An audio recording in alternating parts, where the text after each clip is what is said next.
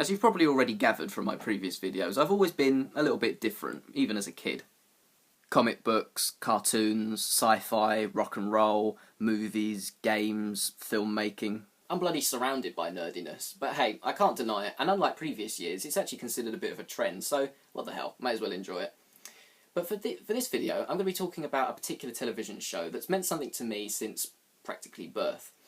Now, most people that I know will no doubt be rolling their eyes right about now, but for anybody unfamiliar, well, take a guess.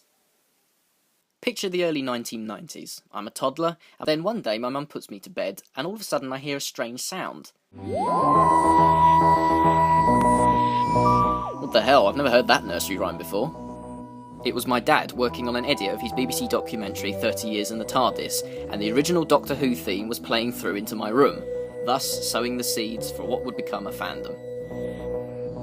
Now, as much as I love the times of Eccleston, Tennant and Smith, and now can't wait for Peter Capaldi, I'm going to be looking back at a time before the fezzes and bow ties were cool, back when the show was a little less appreciated.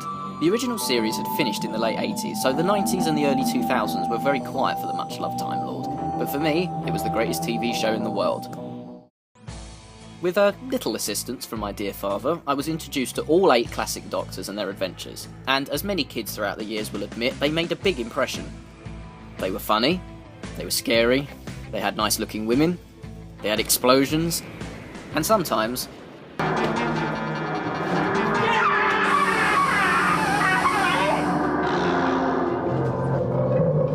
Alright, sometimes they sucked, but hey, nothing's perfect. And of course, once 2005 came around, it was revived to become the phenomenon that it is now. Aside from Dad's extensive collection of VHS and DVDs of the episodes, I of course picked up a lot of Who merchandise along the way. There was this wooden TARDIS, which has now become my PS3 game cupboard, Daleks by the dozen, a classic sonic screwdriver, the scarf you've just seen, figurines, comics. Yeah, I didn't really get out much. But one of the main things that stood out, and what I'm going to look at right now, was a CD-ROM released in 1997, Destiny of the Doctors on PC. Now, you're probably wondering, for the time, how on earth could they turn this into this? Well, it's by no means a masterpiece, but for the 6-year-old me, it was amazing. My favourite TV show being turned into a game? How could you go wrong? Well, 15 years later, let's have a look. Allons-y! I will just point out that no matter what jokes or criticism I give here, this game will always have huge nostalgic value for me. The basic plot revolves around the Master, played by the late Anthony Ainley, and probably his best performance ever, up to his usual tricks messing with power, and has captured the first 7 Doctors. It's now your job to fight through a tirade of monsters, puzzles and tasks to free each one. Seems fairly straightforward.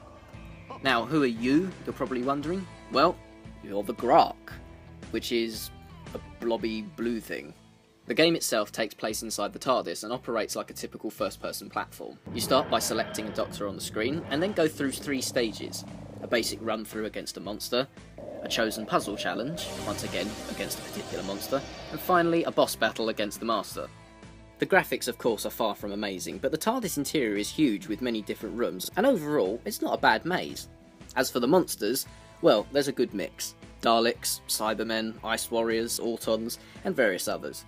This style would be recreated years later in the Matt Smith adventure games. To be honest, they're not bad looking 3D animations for the early PC. I swear, even now, these swimming stages with the Sea Devils still creeps me out. They just lunge out of nowhere, and that echoey voice informing you that you will die was horrifying to my 6-year-old ears. The challenges, however, are where the game falls down slightly, I found. Unfortunately, this is not a game for casual players. You really do need to know the classic era quite well to solve a lot of the puzzles, and to be honest, even now I can't figure out some of the trivia-themed ones. Your best bet is to do an object collection challenge, like the Metebelis 3 Blue Crystal or the Key to the Matrix, which by the way is literally a door key. The final boss battles are a little different.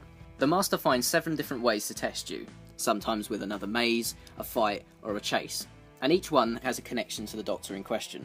For example, to save Patrick Troughton, you're required to chase down a train through the London Underground. Along the way, you take fire from Yetis and try to avoid buffer cars. You know, I wasn't aware that they made roller coasters in the tube, or that the trains could jump perpetually from rail to rail, come to think of it. The weirdest moment by far is where you completely leave the track and reality itself and fly through a blue mass full of Yetis hanging around like large brown turds. Man, what kind of crack were they smoking?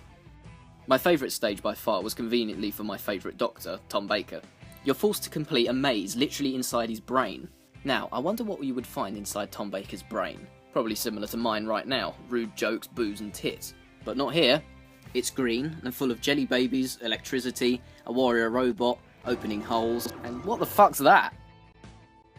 I'm glad to say the game does at least put up a fight and does force you to act quickly against the challenges.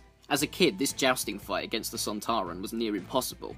Of course, this time I finished him off in about 2 minutes. Take that, you potato fuck. Once you've finally secured each doctor, you finally seek out a chamber and use your psychic powers to bring them all back.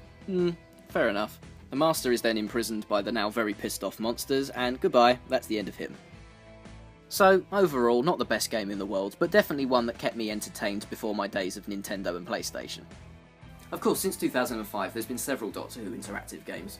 I already mentioned the downloadable Adventure series, but then there was the BBC website puzzles, Attack of the Grask, The Eternity Clock, The Return to Earth, Time Lord Tennis, Cyberman Guitar Hero, Ace's Ace in the Hole, Rassilon's Wrestling, Full Circle Knockout where you just hit Adric with a spanner, not for points, just for fun, Sutek's Supermarket Sweep, Amy and Clara, How to Look Good Naked, I wish, Blonde Slevine's Farts Unleashed, that was a good one, Scaro's Skate or Die.